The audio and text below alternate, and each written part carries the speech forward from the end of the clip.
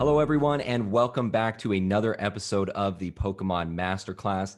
My guest today is a man of many talents, a husband, father, YouTuber, Pokemon card entrepreneur, and one of the only people I know who can pull off a vintage box break while rocking a 90s Backstreet Boy outfit. You guys know him well. Please welcome everyone, the one and only Danny Phantump. How you doing, Danny? That was so nice. I'm doing very, very well. How are you doing? I am doing well, man. It is so good to have you here. I know you and I have had a lot of correspondence back and forth, and we are both busy people, and you especially. And so it is so good to finally see this come to fruition and have you on the podcast. So again, thank you so much for being here. Yeah, of course. Thank you. Thank you for keeping up and reaching out and everything. I really appreciate it. So I'm looking forward to it. It'll be fun. Excellent. Excellent. Well, first of all, man, I have to say I respect you a lot because you represent to me really a more realistic version or definition of what an entrepreneur really looks like. You know, as I was saying before, all of those titles that you carry, a father, a husband, doing your entrepreneurial side. What I found throughout my life is that many of the entrepreneurs that I know and that I've come into contact with, we have this idea that an entrepreneur is somebody that has to quit their 9 to 5 and has to go it alone, and that's really what the path that you have to take in order to garner that title of an entrepreneur. But as we'll get into here, you still maintain your regular job, you maintain your close relationship with your family, and you're still able to run a successful business. So right off the bat, have to say that I definitely respect you a lot for that, because to me, you're just a great definition of what a real life entrepreneur is really like. Well, thank you very much. I appreciate that. So, Danny, many people probably know you now for obviously being on YouTube and for your current partnership known as the Coliseum. But prior to this, you had another business venture. And if you would go ahead and take us back to the beginning and talk a little bit about how you initially broke into the business of Pokemon. Oh my goodness, it's such a wild one. Yeah, I guess it would all, I don't even remember when it started exactly, but I started playing Pokemon competitively like 2016, 2015, somewhere around there. And it was something that I had wanted to get into because I took a long break from Pokemon just to do adult things. I get a full-time job, get married, all that jazz. So I started getting back into Pokemon when I like was cleaning out our condo and I found some of my old Pokemon cards and I'm like, oh, I wonder, if these are worth anything. And I started looking back on like pokegym.net and like just kind of getting a feel for everything that was going on. And then as I was exploring deeper, I started meeting some people in the community who were local to me that played the game competitively. And it was never something that I really thought of doing because I thought, well, I'm old and nobody around me is going to be playing that's my age. And then I found out that I was completely wrong. And the majority of the people who did play the game competitively were my age. So I started hanging out with a lot of those people and getting just kind of know the game a little bit better. And as I was getting more and more involved, I started looking at eBay and trying to just beef up my collection for decks and things like that. And it was never something that I was able to really go all in on because it was just, adult commitments. It's very tough to play competitively full time.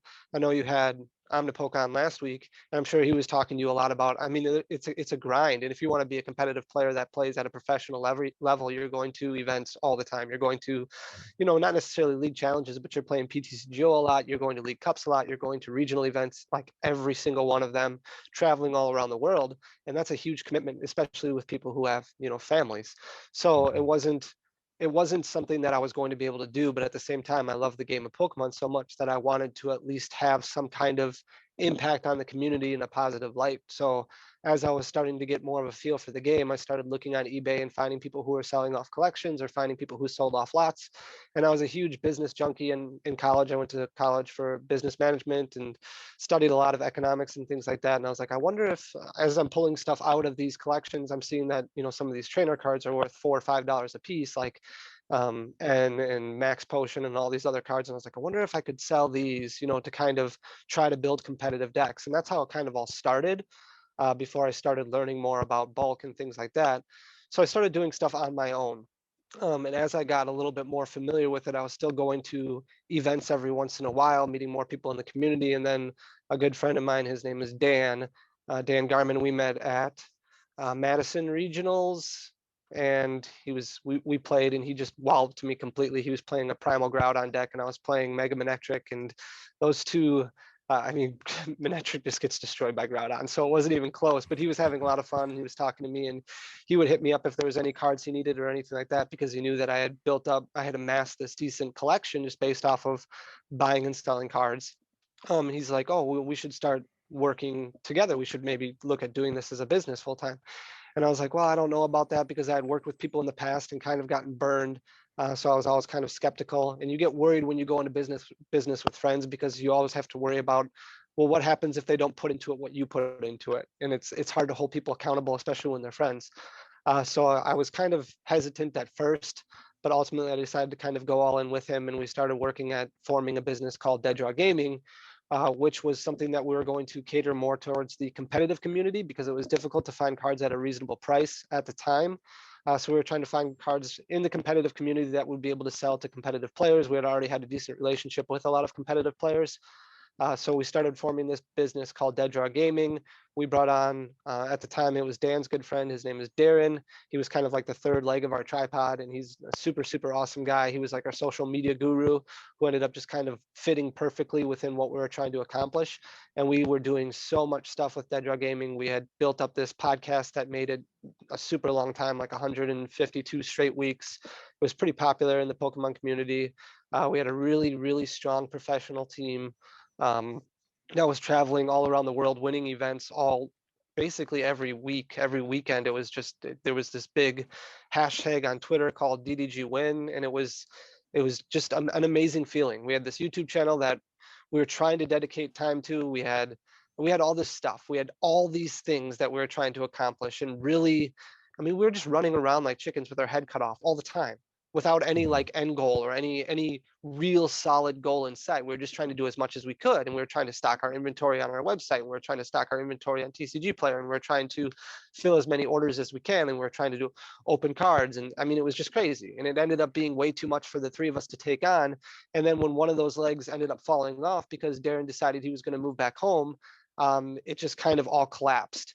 And in my own personal history, I've had some health issues. So like right after Darren left, I ended up going into the hospital for a while right before we were supposed to be vending a tournament down in, I think, Nashville.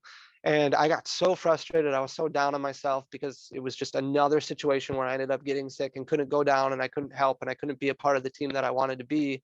And Dan did a great job. He went down there and he crushed it, and he came back motivated. And I was just still in that same position of running around like crazy, not able to accomplish everything that I wanted to accomplish. And it ended up just kind of falling apart. At the time, even though Dan moved to Wisconsin to be closer to me, he was still about an hour and a half away as far as a commute goes. So it wasn't something we were able to get. He had a family, I have a family, we weren't able to get Mhm. together as much as we wanted to. And it got to the point where everything became very redundant. And we were just kind of basically filling orders every single night, and unable to accomplish all the things that we had started. And people were like, well, why aren't you uploading to Patreon? Why aren't you uploading to YouTube? Why aren't you uploading to your podcast? And it was like, well, we don't have time, just the two of us, to get all this stuff accomplished. And he's working full time and I'm working full time. And then eventually everything just kind of fell apart piece by piece.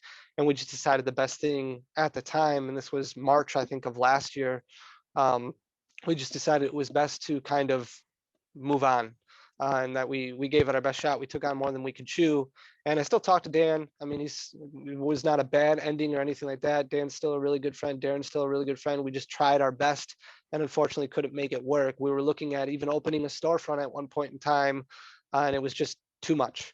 So it ended up failing, and it was something that I took very, very personally, and I battled with for a couple months before kind of finding, I guess, my own way with the whole Mhm. Danny Phantump branding. But it was a tough thing, and I miss Dead Draw Gaming a lot. It was a lot of fun. All the people that I met, all the relationships that I built, it was just too much for the three of us to handle. And then ultimately, when one of those legs kind of fell off, it all came crashing down. Mhm. If that all makes Interesting. sense. Yeah, definitely, definitely. And it's so interesting that you initially broke into the business of appealing to the competitive players, where I think for most people, their initial inkling is to appeal to collectors or investors. And as you referred to my last conversation with Omnipoke, we really both came to the conclusion that that is one area of the market, or one aspect of the TCG that is often overlooked. So I find that really interesting that you first appealed to the competitive players and really build a team as well. That's really interesting. What was that experience like in really cultivating a team and kind of being the ambassador, Oh, for these players? it was, I mean, it was basically adult babysitting all the time is really what it ended up boiling up to be. It was, I mean, at first we started, I have a really good friend who lives fairly close to me. His name is Caleb Gedimer. He's one of the best players in the world, and he's been one of the best players for years. And he lives about an hour away from me. And I mean, we worked together to form the initial team DDG, the initial team Dead Draw Gaming, and it was a lot of our friends. And as we started getting more involved in the whole esports movement and trying to make competitive Pokemon into more of an esports thing, like we were, I mean, Dead Draw Gaming was, we weren't just, filming on YouTube. We were streaming these events. We were going to regional Mhm. events, and we hired casters, and we hired people to edit. I mean, there was just a lot involved in what we were doing on a regular basis at regional events. And working with the team, as we started growing, there was more teams that were kind of coming into it. So we had like an ARG team, and there's a Limitless team that's over in Europe, and there was probably like 4 or 5 different teams that were really well known, and then a lot of other teams that were trying to make their face. But eventually, it took us a while, and then eventually we got to a point where Caleb and I really sat down. We started looking at, okay, if we're going to make this into a thing, if we're going to make this into like a dynasty, who do we all want on our team? What can we offer? What can we do? And we sat down and we spoke for hours, just kind of planning things out. And we ended up talking to Jimmy Pendarvis, who's one of the best players in the world, and Azul Grigo, who's one of the best players in the world, and Daniel Tavilla, who's one of the best players in the world. And we really had this team. And I mean, it was Isaiah at one point, Isaiah Williams. It was like 6 or 7 guys who were the top 16 players in North America that were all on Team Dead Draw Gaming. And the first Wow. year that we launched, we won 8 regional events in a row. And it got to the point where everybody was so sick and tired of hearing Dead Draw Gaming win. It was like we became a villain. It was just a bunch of Mm. really good guys, but they became adapted this villain mantra because nobody could win, nobody could beat them, and they were so sick and tired of hearing this DDG win and seeing Dead Draw Gaming, hoist another trophy. And it was a Mhm. lot of fun at the time because for the most part, a lot of the competitive players, even though they hated the fact that we kept winning, we still got along with them all very well. But it was, I mean, eventually things kind of cracked every once in a while because you get personalities together and you have a team together, and every once in a while there's differences that they share and things like that, or somebody's not sharing a deck list that they need and they all want to play together. And then that's where the adult babysitting concept comes in, where it's like, hey guys, why are we arguing about something that's so trifle? But at the end of the day, they're in it to win money. They want to be able to Mhm. do this, they want to be able to support themselves. And these regional events, I mean, you're talking $5,000 each event, so Right. it's a decent amount of change that they can make a living off of. That's what a lot of these players do. So it was a big Mhm. deal, but it was a lot of fun. Oh, that's so cool, and it's such a unique experience. And so, what gave you the impetus? Once Dead Draw Gaming had run its course, and you guys decided to go ahead and put that to the back burner. What gave you the impetus then to create this Danny Phantom brand and go it alone? Uh, I don't I was talking to Dan when Dan hit me up, and he was talking about how we were in this redundant stage of kind of just packing up orders every night, and he was focusing on Magic the Gathering and I was focusing on Pokemon, and he was shipping out singles from his place and I was shipping out singles from my place, and he was talking to me about, possibly this is kind of the situation where we just kind of need to move on and we need to start looking at, finding our own way. And it took like, I don't know, it was about 2 months. At the time, I was slowly growing an Instagram brand, and I wasn't trying to grow an Instagram brand. I was just trying to like meet other people in the Pokemon world, because you talked before about how, it's an interesting aspect of going at the competitive community first, but that's all that we knew because that's all we were Hmm. immersed in. And it Hmm. took like this big eye widening moment of me realizing there's so many other people out there outside of the competitive community, this giant world of Pokemon collectors, this giant world of Pokemon investors that I have never even met, never heard of, never touched base with before. And I was starting to see that on Instagram. And as I was trying to find myself, I was talking to my wife a lot and trying to figure out, what's the best path for us, because she was tired of seeing me hit my head against a wall over and over and over again and not be able to make it. And I told myself, with Dead Jar Gaming, if this fails, like, this is just something that maybe it's a sign that I just need to work my 9 to 5 and just focus on that. That's what needs to be my focus. And I battled with it for weeks, and I confided in my business partner, Papa Blastoise, a lot, trying to figure out, what the best route for me was. And it was either just, I had 3 options. It was either hang up Pokemon altogether, and just focus my 9 to 5, build a brand by myself, or go at it with Papa Blastoise and try something different than what I tried for before. Try something, completely backwards of what I did before. Maybe that's the route to take. Mm-hmm. And after going on Instagram Live a few times and starting to kind of grow that Danny Phantump brand or community, or the people that I really wanted to interact with, because there's a lot of really great people in the community. Once I got to know, a lot of these wonderful people, that's kind of where that whole mindset came, where I kind of wanted to start growing my own thing, but also at the same time do something with Papa, just because it felt right. Um, Mm-hmm. and it just so happened that the timing of it was perfect. Like everything that, Pokemon just became this big thing, and we were just basically right in front of it. It was very lucky at the same time. So I can't really explain how it happened. It was just kind of a lot of sleepless nights of battling internally with myself about which route to take, and ending up trying it one more time. And so far it's worked okay. We'll see what the future holds, but so far it's going okay. No, and I would say that, that is the hallmark of, a tried and true entrepreneur. You just keep striving at something until you keep throwing things at the wall until something finally sticks. So I'm interested to know, what lessons did you really learn from that first venture with Dead Draw Gaming that you've applied to the Coliseum? And what does your current business strategy really look like between you and Papa Blastoise? And what are you guys doing to keep the company operating at a high level consistently, so that you don't fall into uh, that same mistake, or maybe that same circumstance that you did with your first outing? Sure. A lot of it comes back to taking on more than you can chew and trying to perfect something before starting something else. I had been growing my own YouTube, or my own Instagram kind of brand, for quite some time prior to even launching into YouTube at all. And YouTube was something that I kind of wanted to get back into, because, we had done stuff with Dead Draw Gaming, but it wasn't something where I uh, really took a route that I was comfortable taking, where I was talking more about the business side and more of the statistical things, and things that were important to me, things that mattered to me.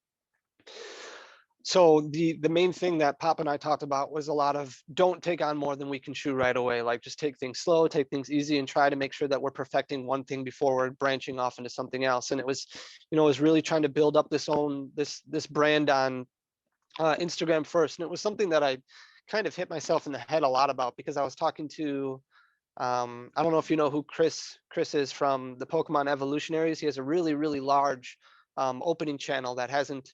He had just hit 100,000 subscribers, and I was talking to him one day, and he's like, "You really need to just go on Instagram. Like, there's a whole community on Instagram that you're not even realizing yet." It's like, I just don't have time. I just can't do it right now. And it was the best advice that anybody, in Pokemon, has probably ever given me, and I just completely ignored it. So I was Mhm. getting back to kind of listening to people who, have done this before, who have been there before, and just making sure that you perfect something before moving on to something else and adding something else to the plate. So when I talk in my videos about breaking down shipping costs and breaking down margins and how you can save every little nickel and dime, until I could get to that point where I was comfortable with where my margin levels were, I wasn't going to add something else to the plate. Until I was comfortable with how my Instagram channel was going, I wasn't going to add something else to the plate. And Mhm. Papa has a full-time job too, because he owns his own business. And it was always, well, what between the two of us can we handle, can we tackle, to make sure that we're not overloading ourselves. And there are days where it gets, more intense than others. There's times Mhm. where it's more like a set release, for example, is a very intense time. But a lot of it comes from establishing relationships and then working with those relationships to try and form this community that we're trying to form, and not trying to be something different. We're trying to stay true to ourselves, which is also something that I kind of did differently in Dead Draw Gaming. I was trying to adapt to other people around me rather than being kind of true to myself. And that's more the route that I'm taking now, is making sure that I talk about the stuff that I know and I don't focus on the things that I don't know. Hmm. Well, and you're so right, and I found that that's not just with like business, but you're familiar. You're on YouTube now. You're a YouTuber. Your channel is growing. I found the exact same thing, the exact same premise on YouTube. When you really start to focus in on what it is that you're good at and the skill set that you have and that you can provide, rather than trying to emulate somebody else, or in the case, of, it sounds like with Dead Draw Gaming, you guys were trying to take on kind of this multifaceted approach and really kind of encompass everything.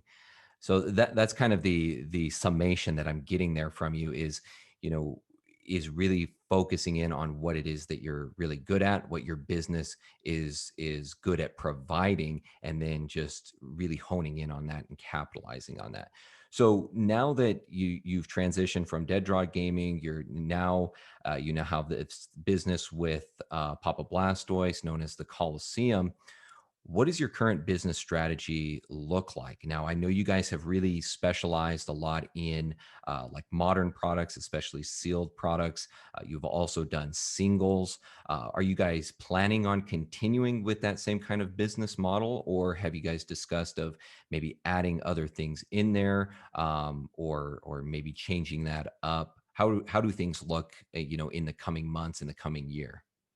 Yeah, a lot of people ask, why don't you get into Yu-Gi-Oh or Magic the Gathering or Digimon, now that Digimon is coming out with their trading card game, and a lot of it is just expertise and knowledge. Like, Hmm. the Pokemon is such a dynamic industry. Like, as you know, like, it's constantly evolving, it's constantly changing all the time. There's ebbs and flows every single day. There's things that you can literally spend all day researching on Pokemon. And in order, like, you're never going to perfect Pokemon to a point where I feel comfortable to get into another trading card game. So we've talked a lot in the past about adding something else to the plate. And if it's just going to be the two of us, which we haven't discussed in the future, if it's always going to be just the two of us, but as of right now, with it just being the two of us, I don't think that's ever going to change. It's going to be Pokemon. That's what we're going to focus on. When it comes to sealed product, we have kind of lucked into a situation where the relationships that we've already established with distributing companies, with distribution companies or distributors, those relationships and being a company that's already ordered a decent amount throughout the years has helped us a lot, because there's a lot of companies coming into the game. There's a lot of new businesses Hmm. all the time that are starting up, and there's a lot of local game stores, a lot of hobby stores. A lot of people don't know this, but when you're talking, there's people who are out there talking, well, this local game store is only getting 5% or 6% of an allocation of Shining Fates. A lot of the reason behind that is because their ordering history is completely sporadic.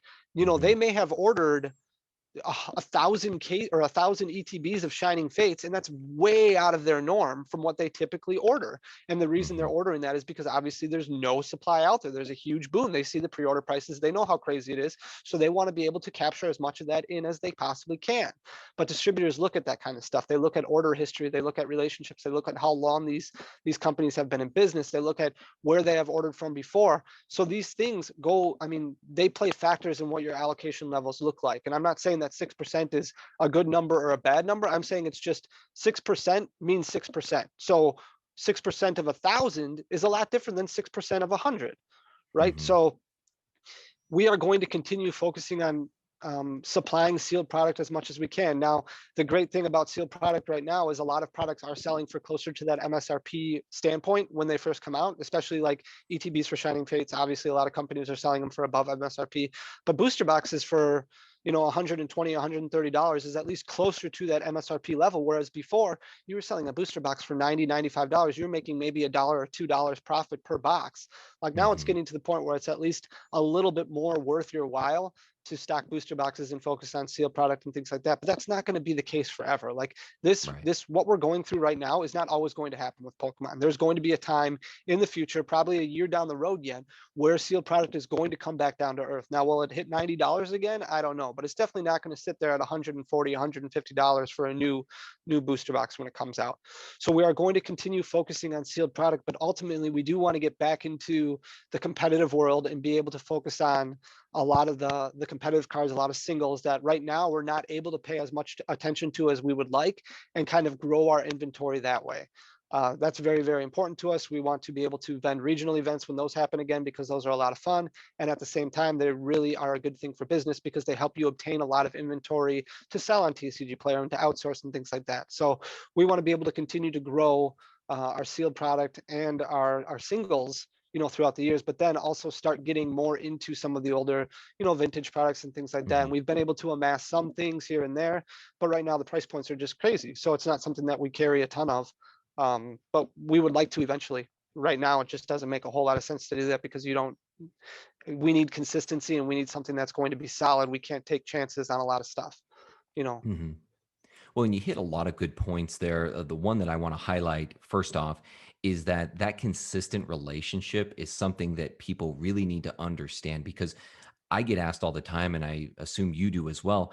People asking, "How can I get wholesale prices? How can I work with a distributor?" Well, it's not that easy. And even if you are able to, that is why you see, as you said, so much of an allocation of product, and it could be as small as 2-3% of what you actually want to get, because you don't have that track record with that distributor. They're not, well, especially right now with the pandemic still going on, with supply still limited.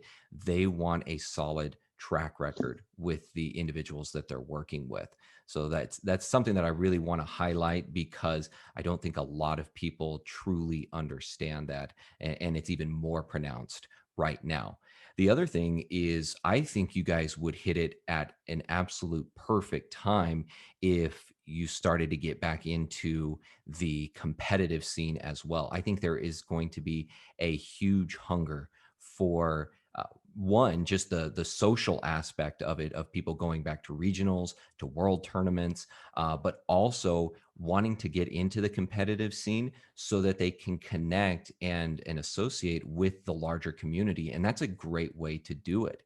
And with you guys already having that previous history of being in the competitive scene, and now having a very strong background in more of the collectible, or I should say the collectors, the investors, and more of the business side of it, the e-commerce side of it, I think you guys could really culminate all of that together and really bring it together at probably the best time, which, I would say, if you guys are planning on panning this out over the next, year or so, it'll probably work out really well in your favor.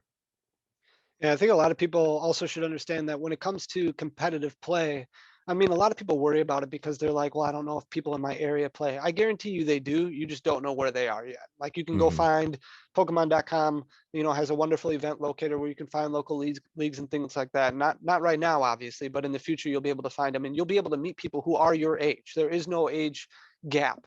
A lot of the people who think that they playing competitively or Pokemon is for kids, it's not just for kids, like it's for adults. Like these are the people who grew up with the game. That's part of the reason the trading card game is where it is right now. It's because a lot of people who fell in love with Pokemon in the late 90s, early 2000s, now they actually have some money that they can spend on Pokemon cards. So getting back into it is, I mean, there's a lot of people who are already there. And Hmm. when people automatically go to these things and they're like, well, I don't know how to play, or I don't know how to play at a high skill level. Right now, we haven't had competitive play in a year and a year. It's been a year since our last major tournament. You're looking at least a year and a half. There is going to be 2 rotations by the time Hmm. tournaments start back up. So download the PTCGO software. You get some free cards right away. You can win cards, play, get better cards, things like that. Learn the game a little bit better. You're going to be starting on the same footing as just about everybody else because they're not going to have this experience of a past regional event to kind of grow. Everybody's kind of starting off at this level playing field. There hasn't been in-person tournaments. So Hmm. it really, really makes everything start over again, which is really, really cool. Yeah, I think it's a perfect time for people to jump into it. One, they probably have more time on their hands, and two, I mean, it's really like you've got an extended off season. You could really look at it, if you compare it to like the sports world, you really have a longer extended off season where you can really hone your skills so that by the time regional events, local events start, you're playing at a pretty high level, which you might not have had before because you don't have as much of an interim between those events to really sharpen those skills.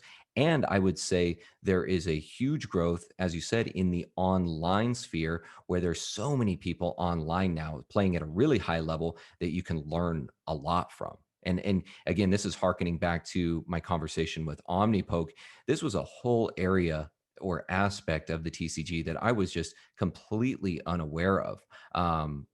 Both from just how many competitive players there were out there, but how much of a crossover that it has, and how much coincides with the collecting and the investing realm as well. So, as I said, I think that that is an excellent strategy for you guys, in having experience now in really all three areas. I think you guys will definitely set yourself apart. And I would be really excited to see the resurgence of Dreadnought Gaming coming back. You guys having a team. Maybe maybe you'll change the name. It'll be the Phantumps instead. But Maybe, never know. Yeah, we'll see how it goes. But Danny, one of the things that people know you best for is this reseller sphere, and being able to cultivate your business around being a reseller. So just for everyone's knowledge, just a high level overview. I'm sure you get this question a lot. I know I get a lot too. What are the steps that someone needs to take in order to become a Pokemon reseller if this is a business endeavor that they're wanting to pursue? So the things that I like to kind of communicate on my channel as much as I possibly can is that what I'm trying to preach can really affect you from a collector level as well as a business level. A lot of the things that I like to talk about involve mindset and things like that, because if you're not in the right mindset when it comes to doing this, it's not going to work out. This is something that does take a lot of work. And if you're somebody already who works a full-time job, or you already have stuff going on, fitting this in the cracks is very, very difficult. If you kind of shy away from things, if you kind of like, you really, really enjoy your TV time at night, or you really enjoy, playing video games or things like that, maybe this business isn't for you because it's very, very demanding all the time. With that being said, the first thing that I like to tell people to establish is the reasoning behind why they want to do it. And a why is something that really, really motivates you and drives you. If you have a dedicated why as to the reasoning behind doing something, that's going to be what pushes you through all the nitty gritty, all the tough things. And you can see it all the time right now, just with collectors right now who are getting so frustrated and so upset with the way that the market is. And I understand that right now it is very stressful and it is very frustrating. But if Pokemon is that important to you, and having this collection and growing your portfolio, if it's that important to you, you have to ignore all that negativity behind it and just focus on your reasoning behind why it's so important to you, because that why is what's going to drive you. Once you have that all established, the rest of it is going to be very, very easy. It does involve doing a little bit of research on your own end, because every state has different requirements, but you have to go online, you have to figure out what requirements your state has for getting a reseller's permit, getting a tax ID number, and those are the things that you need to get. Typically, it's going to be an application. There's going to be an application fee associated with it. I don't know exactly how it is right now because I haven't researched it as much. I don't know what the time is like for how long it's going to take in most states, because I'm sure there is going to be some sort of a delay. But once you get that, that's when you start reaching out to distributorships. And you can go to Pokemon.com and you can just search for distributors, because Pokemon lists all the distributors that they work with, Mhm. all the official distributors throughout North America and throughout the world for that matter. Then you go to their website, you figure out where these distributors are located, and you start reaching out. And this is where a lot of people get frustrated, because there are so many distributors right now that are not accepting new applications, they're not accepting new people. And so a lot of people get frustrated and they say, well, I'm just giving up then. If you give up, like, that just means right away that this probably wasn't the right business for you to do to begin with, because Mhm. you can't have that kind of mindset. Again, if it is something that drives you so much, if it is so important to you, if you have that why that motivates you to keep going forward, you need to keep looking. There's a list of 20 different distributors. Call them, a couple times a week, call them every week, whatever it takes. Just be like, hey, do you know when you're going to be taking new applications? This is something that I really want to do. I'm looking to do it for the long haul, because they have to protect their assets also. They know that this is a giant boon. They want to make sure that they have customers who are going to be in it for years to come. They don't want to spend Hmm. all this time giving product to somebody, pulling product from somebody else to a company that's only going to be here for a year. So you Hmm. are going to have to prove yourself a little bit to distributors. Once you start getting product in a little bit at a time, even if it's a little bit at a time, start forming your website, start getting your name out there and build your brand. Because the only thing that's going to, right now it's okay.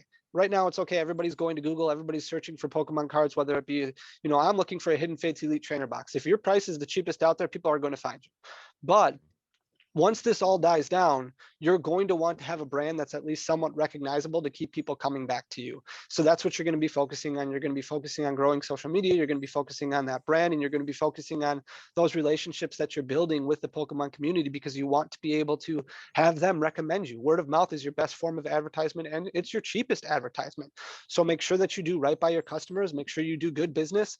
Make sure you're a good person, and then you can push your business out there. That's all that matters. Stay true to yourself, and then your business will grow. But those are the simple steps that it takes to kind of grow your business. Yeah, and on top of that, one thing that I want to stress and really piggyback off of what you've said is that Pokemon, there is so many opportunities. Even if, the reseller avenue is not panning out for you initially, you can still flip cards. You can still go and invest in product. Even if you've got your collection sitting there, from your childhood, and you want to turn that into profit and maybe reinvest that into other products, there's a lot of different avenues that you can pursue while you're still trying to get your resellers, or maybe you've already got your resellers permit, but you're trying to work with a distributor. And you're absolutely right that you want to establish those relationships up front, and you want to continue those over the long term. But there's a lot of other opportunities that exist out there for you to also do at the same time. And beyond that, also getting your brand more recognizable once all of this pans out. And after the pandemic really it plays itself out, and we don't have the exorbitant prices, as you said, you're going to go back to brand recognition and being reliable. And that will also be a perfect time for you to get out and actually start marketing, using that word of mouth, going to events. Once we can actually start attending a lot of these things, pre-release parties as well. I think those are all great avenues. And I just want to stress that, because I think, as you said, people get discouraged when, what they were looking to do, maybe it was to be a reseller and it doesn't work out initially, and then they just quit. Whereas there are a lot of other opportunities that you can also pursue at the same time while you're trying to do this. Sure. And just to continue off of what you were saying then about, the whole reseller mindset and not getting frustrated and things like that, you may not get distributors with you that work with you right away, because supply is so low and they do have a lot of accounts that they're working with. But you do not have to just focus on building your business off of sealed product. And a lot of people think that sealed product is the only way that you can do it. And a lot of people have negative connotations when it comes to resellers or things like that. But at the end of the day, that's how pawn shops operate. That's how a lot of businesses operate currently, the way that it is. And as long as you're giving fair asking price that somebody is looking for on a product, there's people all over Facebook, all over Craigslist, all over Instagram, all over a lot of social media websites who are looking to sell their cards at X price. If you look at a price, if you work on a price with somebody who's looking at selling their collection and they're happy, you're ultimately giving them what they're looking for. There's nothing wrong with turning around and then selling them for, the amount that they're worth, one at a time. You're doing more Mhm. work, you're doing more to get those cards out there. You're spending more time on it than that person wanted to invest into it, which is totally fine and totally fair. You run into problems when you start going to Walmart and you camp out in line for 45 minutes to, stock up on 12 Hidden Fates Elite Trainer boxes and take them home and sell them for 3 times what the price is. Don't do that. Do things the right way.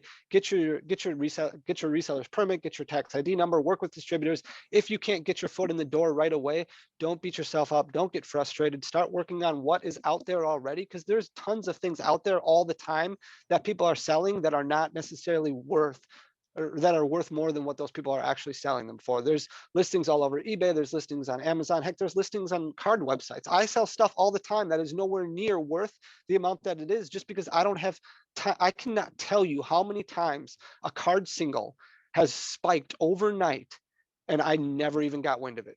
I Hmm. probably lost thousands of dollars on full art trainers, on things in the past, just because I did not have time to go and look up what the new price was. And I just got bought out. And you know what?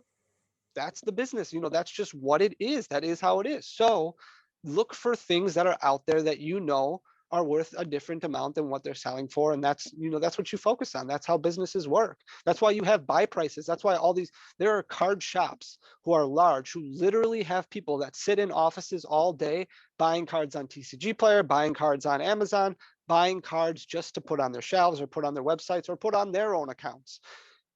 I mean, if you're giving somebody what their asking price is, that's fair. Hmm.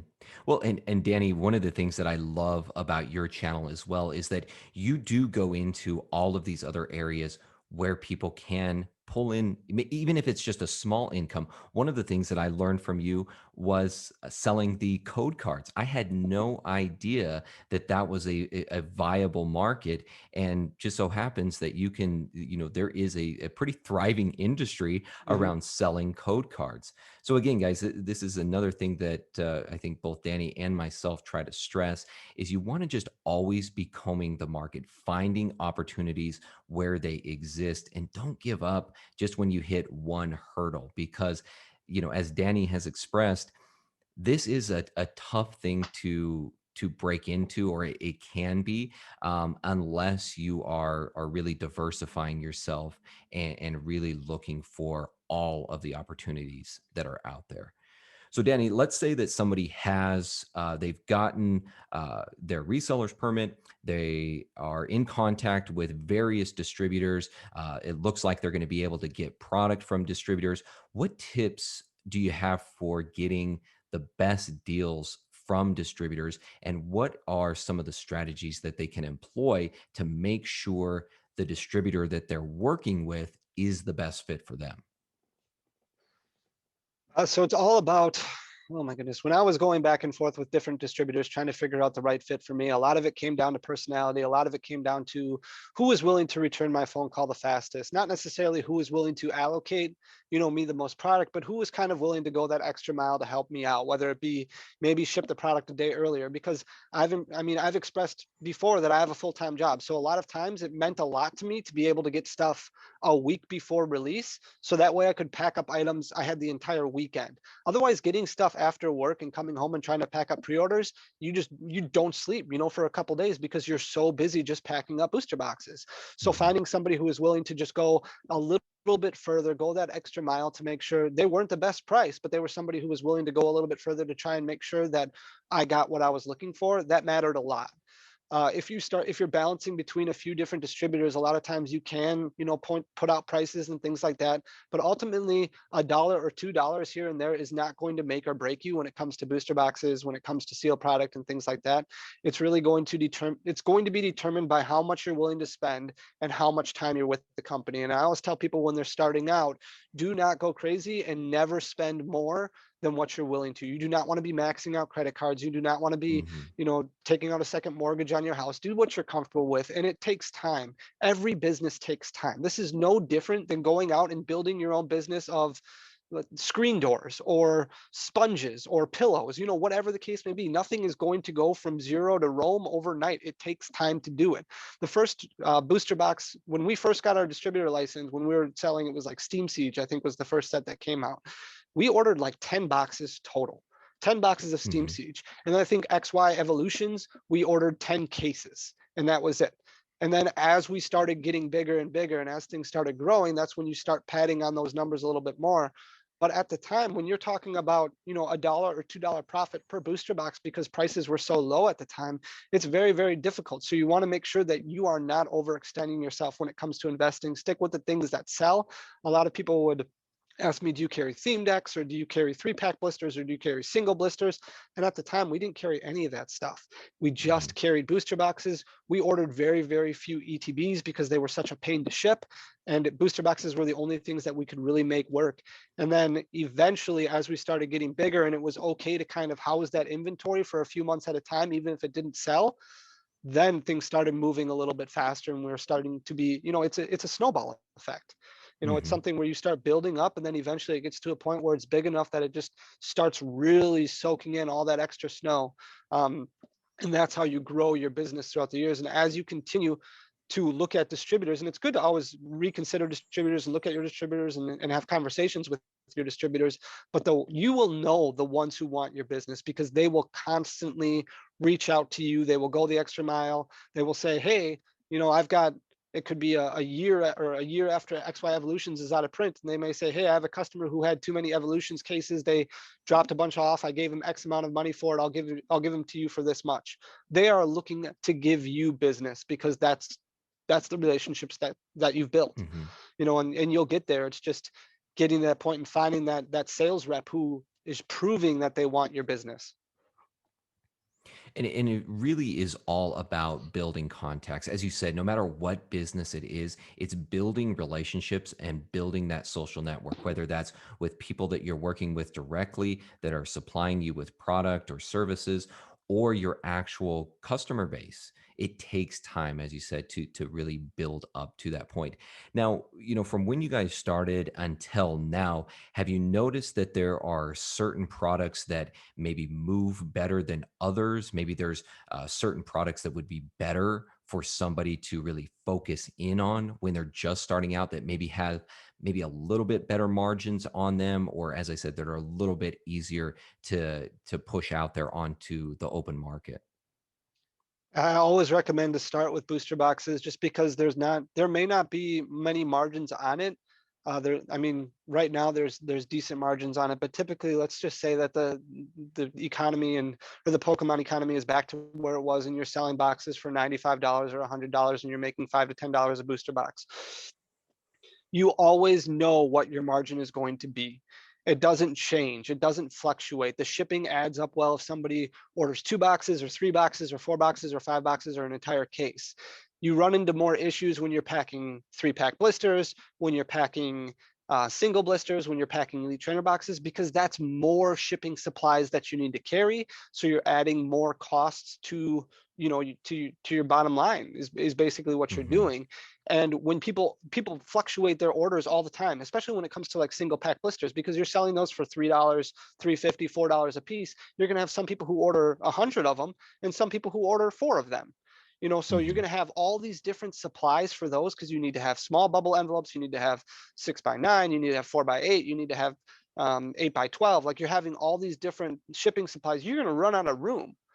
So Hmm. that's why I say to stick to booster boxes, because you can just basically buy a bunch of 8 cube boxes. You can cut them down to the areas that you need them to. They're already over a pound, and you kind of just go off of that. And then you start adding like elite trainer boxes to it, and then you start going in on some of those lower profit margin items like single pack blisters and 3-pack blisters. Obviously, you're going to hit home runs with some special products that come out, like Shining Fates and Hidden Fates. Like, those don't come around often. It's great when they do, but they don't come around often.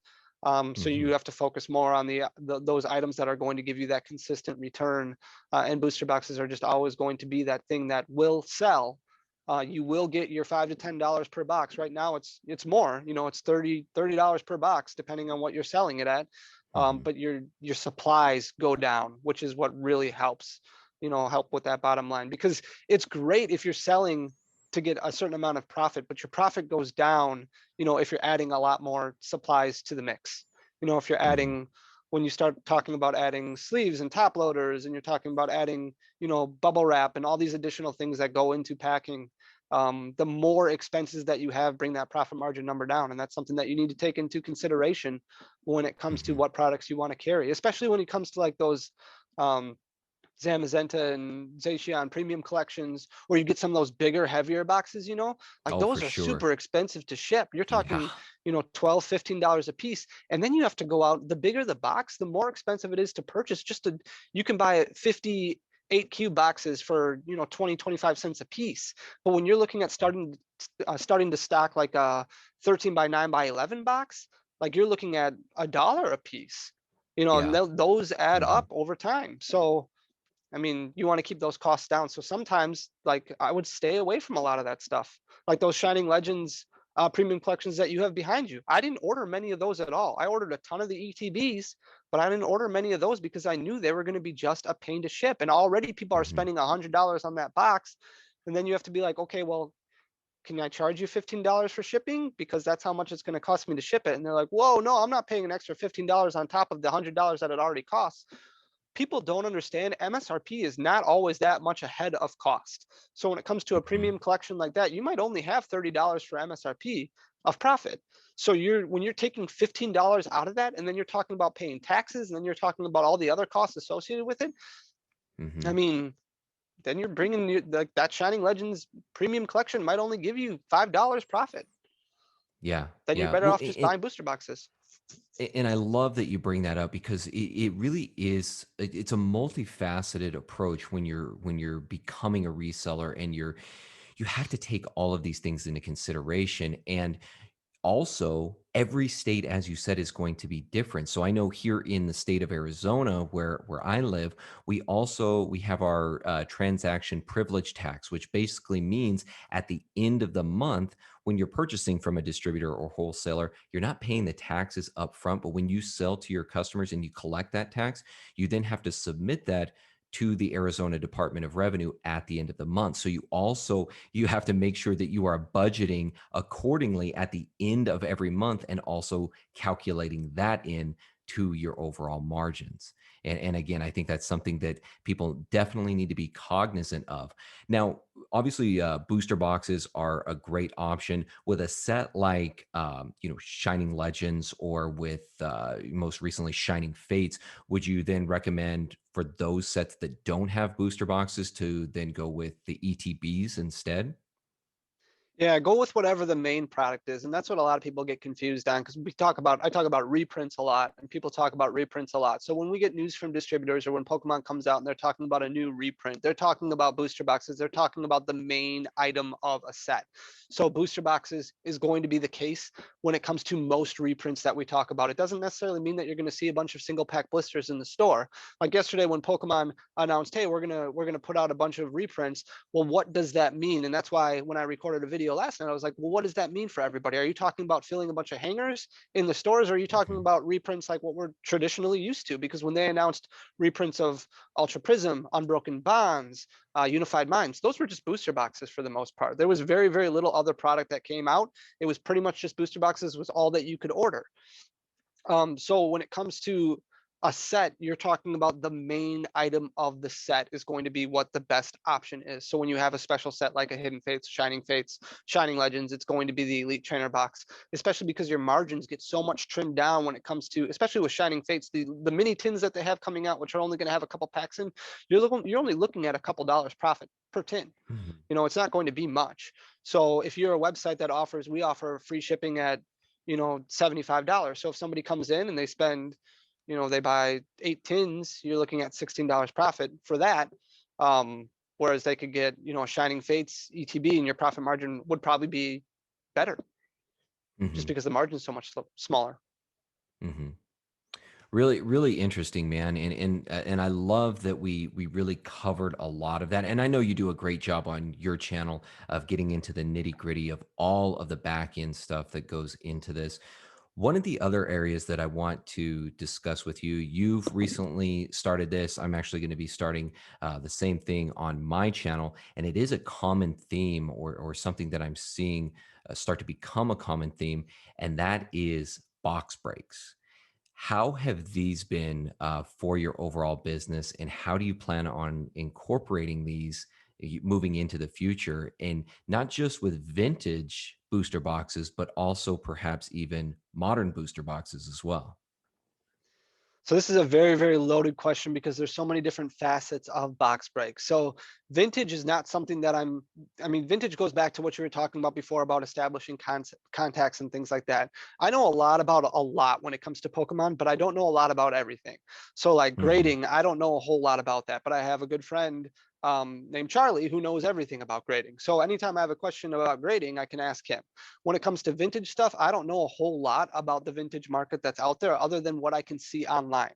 But there are people, you know, who go out and their main focus, their main job is to go out and buy old vintage product. They call up old card shops or they call up old contacts that they have who might have vintage product that's sitting in a storage shed and they say, hey, what are you looking for this? What are you looking for this? And they negotiate pricing and they go fly out and pick it up. So when you're talking about vintage product, a lot of box breaks right now, my main problem with vintage box breaks is that a lot of people are looking to go out there and make a ton of money off of vintage box breaks. That is not necessarily my goal. I don't purchase these vintage boxes myself. They're purchased out by a different buyer, and he provides them to me to be able to open on my channel. And then I mean, Hmm. ultimately, he's the one who decides what price it's going to be at, and we go back and forth on it to make sure that it's fair, because I know he doesn't want to make a ton of money off of it. I don't want to make really anything off of it.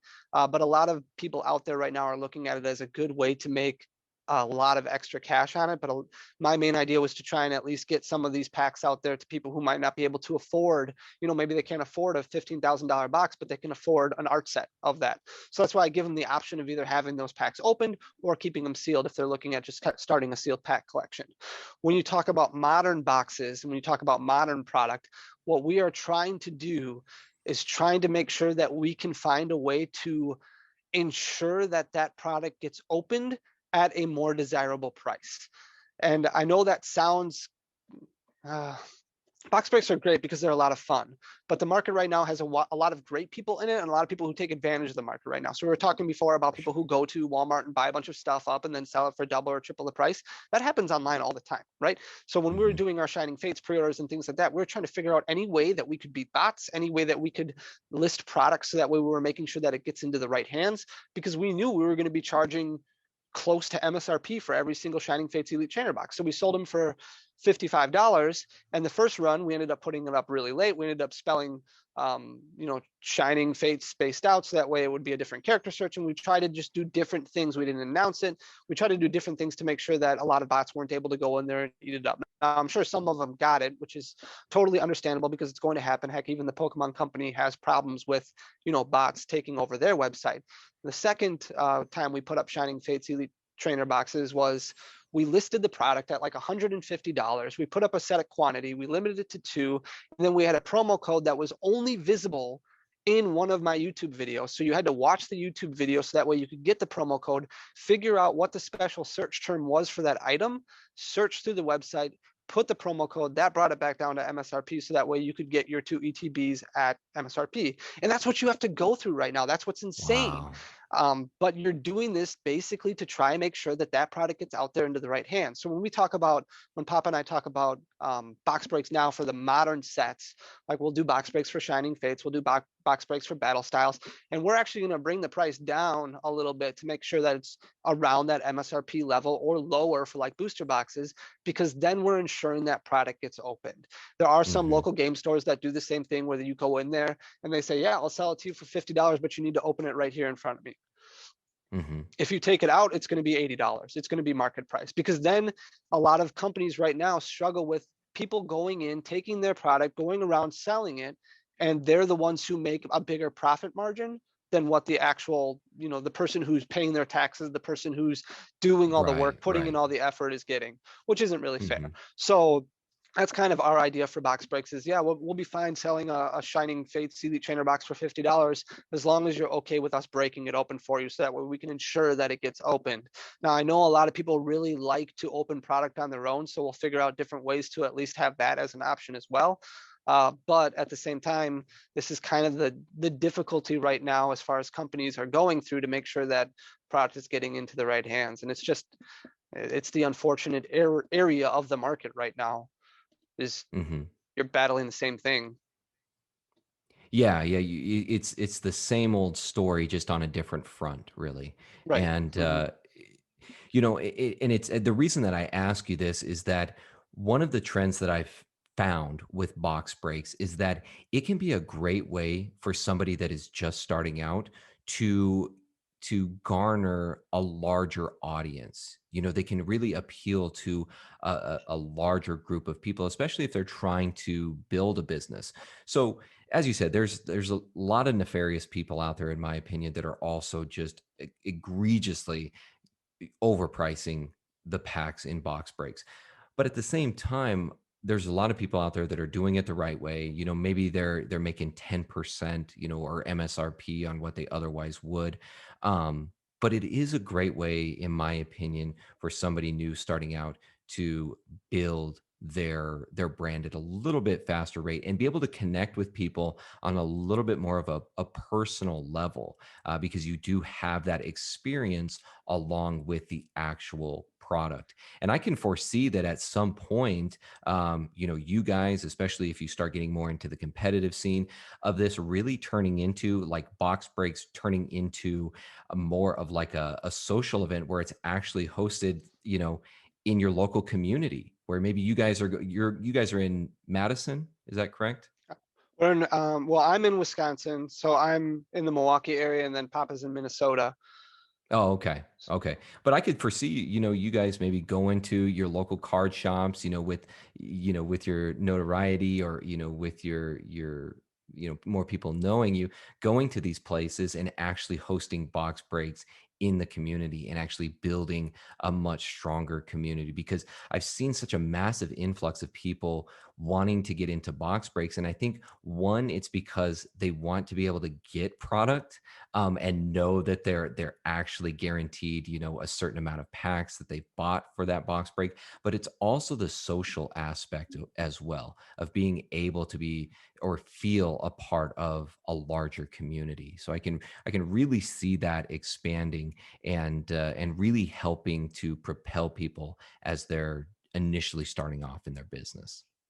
And another important thing to note, as I mean, if you're getting into box breaks too, I mean, so your community knows, is that the price per pack is always going to be a little bit more than what you see out there. For one, especially when it comes to vintage, because a lot of vintage product is going to be tampered with, Hmm. through some sort of the market. It's been into multiple hands before. So even if it says it's unsearched on eBay, chances are it was probably searched by somebody somewhere.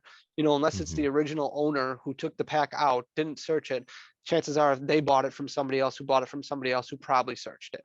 Um, that's one thing. The other thing that a lot of people don't understand is there are taxes that are associated with sealed products. So anytime you purchase a sealed product, you're paying tax on it. And when that vintage product is something that's selling for 15, 20, or a base box right now that sells for $30,000, 6%, 8%, whatever your tax rate on that $30,000, that's a lot of money. Like, you're not talking Sure. about an extra $5. You're not only paying taxes on that, but then you're paying taxes on the sale per pack. And then you're talking Hmm. about packing and shipping each individual item with insurance, with specific supplies, everything like that. All that costs need to go into making sure that you're at least breaking even on some of these box breaks. So that's why when some people see some vintage box breaks and they're like, holy cow, that seems a lot. That seems like a lot. You will know when a pack is egregiously overpriced. Because if something's selling Hmm. for double what the market is, yeah, then that's probably egregiously overpriced. But if you're looking at something that's guaranteed unsearchable, you also have to take those other things into consideration too, and realize, because you might get questions from your community too about why this is a little bit more expensive. People have to understand these are also things that go into it. It's really just making sure that a lot of people aren't losing money, which is ultimately the reason that box breaks can exist then. Hmm. Well, and beyond that, just the factor of being able to buy from a reputable source, somebody that is knowledgeable in the hobby, somebody that has dealt with a substantial amount of product. There is a premium, in my opinion, and for me, I am more than happy to pay a premium on a product, knowing that a guy like Danny Phantom has researched it, has gone through all the various channels to make sure that that is a legitimate product. Because you can take the risk and you can go out onto the open market, you can go onto eBay or Craigslist or wherever, and try to do this yourself. But I get messages, and I'm sure you do too, day after day after day of people who have gotten scammed, and it's just getting better. They're just getting better at it, Hmm. and they're becoming more and more proficient. So on top of all of those other extraneous costs that you have to take into consideration when you're coming up with your total price on a pack, there's also a premium, I think, that is to be garnered for knowing that it is coming from a reputable source. And Danny or myself, we're putting our names on the line when we put these products out there for everyone to purchase. And we're willing to take on the responsibility of whatever happens with that. Sure. There's that peace of mind aspect. When I dressed up as a Backstreet Boy and did my original base set box, I mean, we sold those for $400 a pack. Can you imagine right now having the opportunity to Yeah. buy base packs at $400 a piece? That wasn't that long ago. You know, now No. they sell for double that. Logan Hmm. Paul is doing his first edition box break, and you can have whatever opinion you want on Logan Paul and what he's doing. But when he first sold his first edition box break, it was $11,111. I got Hmm. outbid, not going higher than $14,000 on his first edition box break that he's doing right now. So, I mean, I don't even know what those ended up at, but I'm sure there were some that were 16, 17, 18, $20,000. I mean, Hmm. we're talking what, 4 months that's passed since the last one? That's Yeah. crazy. Like For you can't get those returns in the stock market unless you no. bought GME, you know, at $4 and sold it at 600. Yeah, exactly. To my understanding, I think as things stand now, the starting bid for his last packs are now at 19,000 It's for crazy. what's remaining. Yeah, yeah, absolutely incredible. And I say all the time to people, they reach out to me and they ask, what should I do in this market? Things are just so crazy, and it's just so hard to purchase certain products. And I said, this is the time where you sell into the hype. You don't buy into Hmm. the hype. Because that's really what we're seeing right now. It's kind of a second coming, if you will, of Logan Paul, and prices will probably match, or we will see an increase similar to what we saw the first go around with him. And then we do have to take into consideration it is the 25th anniversary, so there will be more eyes on Pokemon, but at some point it will level back out again. And I think that's the mistake that a lot of people make, is they buy into the hype rather than Hmm. sell into the hype. But the last question that I have here for you, Danny, and this will kind of round things out and also give people a little bit of insight as to what the future looks like for you and the Coliseum and Papa Blastoise and everything. How do you see your business changing? Just as everybody has to do. That's really the theme of our conversation, is changing and adapting. How do you see your business doing both of those things over, let's say, the next 1 to 3 years? Yeah, so the problem right now is that you're in this situation with Pokemon where you just don't have the product out. So you can't scale your business at any sort of level right now because there's not as much available. So we're able to grow at a rapid pace for a decent amount of time. And then you kind of level off, which is what every company is running into an issue with right now. You're leveling off at a certain place because there's just not enough product to go out there.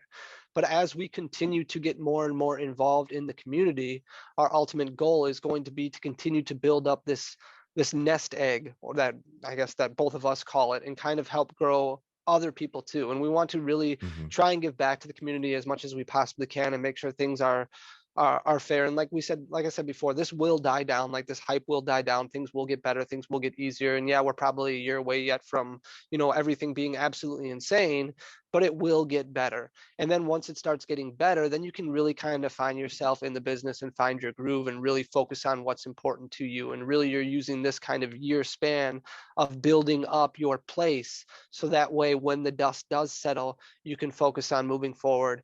And right now, a lot of the main goals are going to be to continue to be able to provide those box breaks and things like that, and especially modern box breaks and modern product, getting out there and getting that into the right hands, and to kind of grow our social media channels, so that way we can at least capture some of that additional revenue, so that way the profits that we're missing out on not selling something spiked higher, at least it kind of levels out a little bit, and does give us the opportunity, if we so choose, to step away from our full-time jobs, because a lot of us, because both of us don't want to be spending every hour of every day working. Like that's a Hmm. lot. We both have For families, we sure. both want to spend time with our families, we both want to do as much as we can with our families, and a lot of this has all been um, started based off of being able to provide for our families for years down the road as much as we possibly can, making sure that we can walk our daughters down the aisle, make sure that their college tuition is paid for, and give them the life that they, that's what's most important to us. So we're going to do Hmm. whatever we can to make sure that we hit those goals along the way, while making sure that at the same time we're not being greedy, not taking more than we should, and hopefully establishing that really strong, solid customer base that's going to be long lasting, that's going to give us that longevity. So that way we can kind of give back to the community and have this into a business plan that's going to last for years down the road. And then get more involved in the competitive scene as things grow. Like I'm sure Papa and I have talked a lot in the past about, goals for being able to provide more of this esports feel for Pokemon. And we've both dipped into the streaming aspect of regional events and getting that more on a professional level, and then also helping it organize events, and help getting the game in general to grow. Kind of being an ambassador for the game. And we're not really necessarily focused on the whole financial side point of it, but that is going to have to play a factor if we're going to get some sort of time in order to be able to do that. So, I mean, it's kind of a loaded question because there's not an exact number or an exact financial point that we're trying to get to.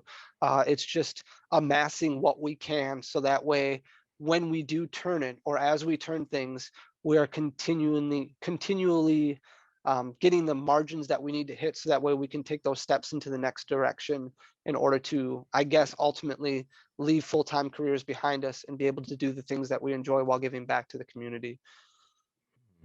And that's so awesome. And you really summarized it so well. And I get this impression from you each time that I watch your videos, is that really at the core of it, it's a lot of it is selfless. I mean, you just spoke about, being able to really the core of your mission here is to give back to your family, to give back to others, even if that's, getting into the competitive scene and being able to highlight players. A lot of it really is selfless. And what I have found is that when you start to put others before yourself, whether that's in your personal life or in your business endeavors, not only does it help them, but it pays dividends in the long run to you as well. And I truly love that about your channel, everything that you represent. You've always been very transparent, always been willing and able to help others and to really further themselves. And I think you really are a pillar of this community. And I'm really excited to see where things go for both you, Papa Blastoise, for your business, and also charity as well. I know that's something that's very near and dear to your heart. I know that for you personally, you struggled with health issues in the past, and so I'm sure you have your own causes that you're looking to provide charity work for. So I certainly wish you guys all the best, and hopefully when all of this plays out and we go back to a little bit more sense of normalcy, hopefully I'll be able to see you guys out on the competitive scene as well, because I would love to be able to connect with you guys in person and help you guys in any way that I can as well. Awesome. Thank you very much. Yeah, Arizona's had regional events in the past, so I mean, you never Yeah. know. It's Well, it seems like everybody is moving here, so it may just follow suit that they move more events here as well. So we'll see what happens there. But Danny, before we go ahead and sign off here, for anybody that may not be familiar with you or may not know where to find you, what are your different handles that they can search you on? so I mean, you can find me on YouTube. Just search for Danny Phantump. and you'll be able to find me. You can find me on Instagram with the same name except with a period in between it. So it's Danny.Phantump on Instagram. And you can follow my business partner, Papa Blastoise. It's just at Papa Blastoise on Instagram. That's where we kind of do the most of our communication back and forth, is Instagram, and then YouTube as much as possible. But if anybody does have any questions, you can email us, just coliseumco@gmail.com, and we try to get back to people as much as we possibly can. Like you, I'm sure you're probably, very busy and flooded with messages all the time. So it's hard to get back to everybody right away. So I tell people, just keep messaging, and that way it'll bump it up, and I'll get back to it as fast as we possibly can. So thank you so much for having me on and giving me this opportunity, and really appreciate everything that you're doing and everything that you've done for the community so far. It's wonderful. So thank you so much for everything. I really do appreciate it. It means a lot. Hey, I certainly appreciate those words, Danny. Coming from you, that means a lot. But guys, that is going to do it for this episode. As I said, make sure you check out Danny Phantump on YouTube, as well as all of his other social medias. Check out his business, The Coliseum. That is where you guys can find the latest and greatest Pokemon card products and be able to, again, purchase it from a pillar of the community. So that will do it for today, guys, on the Pokemon Masterclass. We will see you all next time. Take care, everybody.